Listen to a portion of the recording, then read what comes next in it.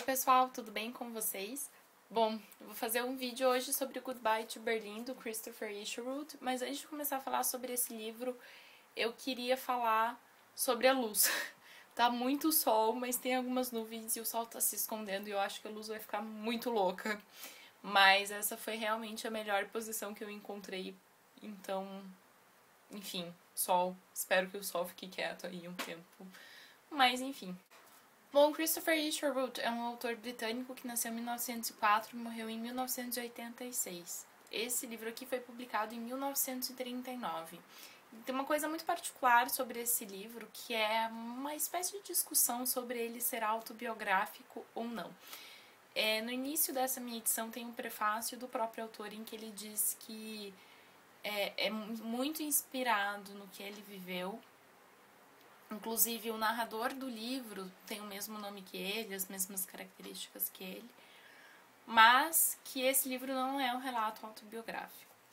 Então, ao que parece, o que ele fez foi relatar realmente o clima e a sensação do que ele estava vivendo naquela época, mas sem ter uma necessidade de semelhança com a realidade muito grande, no sentido de poder criar personagens e poder usar técnicas narrativas que ele quisesse para passar essa sensação que não necessariamente correspondiam à realidade. Então esse aqui é um livro que pode ser lido muito como um livro de memórias. Ele tem essa sensação para o leitor. E várias vezes eu tinha que me lembrar, não, essa pessoa pode não ser real, a gente não sabe disso.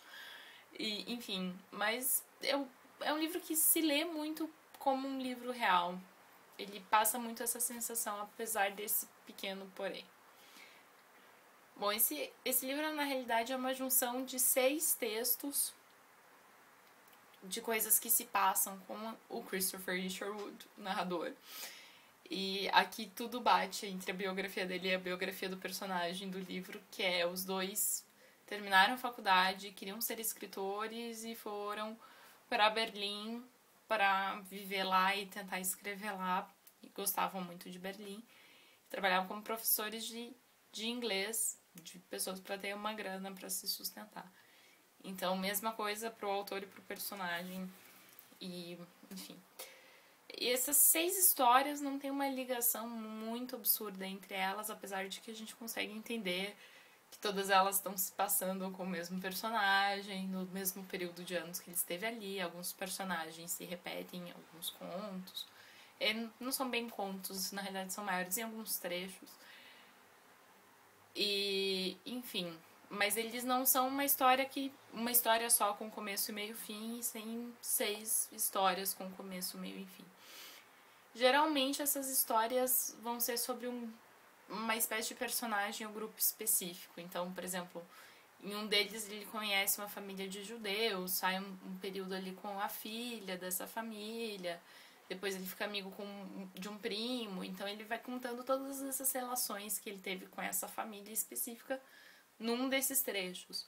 Essa família, por exemplo, é mencionada em outro trecho também, mas não são... É como se ele guardasse para esse trecho a narrativa referente a essa família, apesar dela estar acontecendo ao mesmo tempo da narrativa com outros personagens. Enfim, acho que deu pra entender, né? Bom, mas uma coisa que realmente me chamou a atenção nesse livro são os personagens que ele cria. Eu não sei se essas pessoas são reais mesmo ou não, mas são muito bons. Não que eu goste pessoalmente de todos eles, mas eles são muito bem criados e muito bem ambientados. A Sally, que é a personagem de um desses grupinhos, ela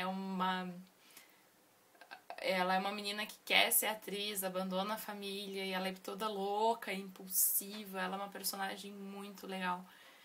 E essa família judia também é muito legal. E tem várias famílias que a gente conhece, enfim.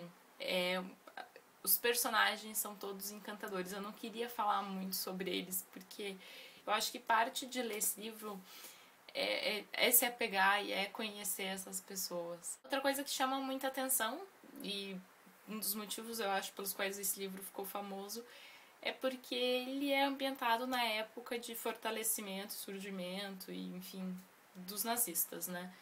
Então, no começo do livro, os nazistas são mencionados raramente, mas quando são mencionados, são aqueles meninos que vão para as reuniões nazistas, são grupinhos pequenos que meio que atrapalham assim a sociedade, uns caras meio briguentos e tal.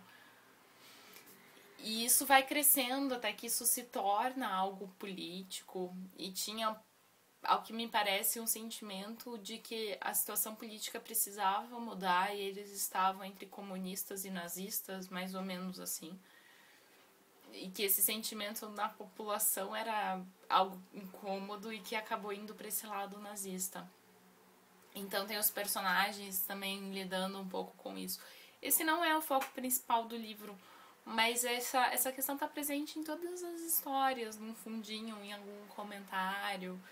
E, por exemplo, quando os nazistas chegam a ter mais poder, ele fica preocupado com os amigos judeus e coisas desse tipo. Bom, em 1939 ele decide sair de Berlim, e eu acho que ele viaja um pouco antes de ir para os Estados Unidos. E mesma coisa com o personagem do livro. A leitura desse livro teve para mim uma sensação um pouco parecida com ler Fitzgerald. O Isherwood gostava muito de Berlim, e ele tem todas essas declarações de amor e de como a cidade é incrível e de tudo que tem na cidade. E a sensação que a gente tem é que com o nazismo e com a Segunda Guerra Mundial essas coisas vão morrer. Então tudo que ele vai contando pra gente tem esse tom de coisa incrível que está em decadência, coisa absurda que vai deixar de existir, e esse tipo de coisa. E é uma sensação que eu tive quando eu li Fitzgerald também. Eu não sei, vocês que já leram Isherwood, me contem se isso aconteceu com vocês também. Eu acho que esse aqui é um livro muito bom para quem se interessa pelo tema. Fora que é uma leitura bem interessante, assim, eu esperava coisas mais brutas e mais factuais mesmo.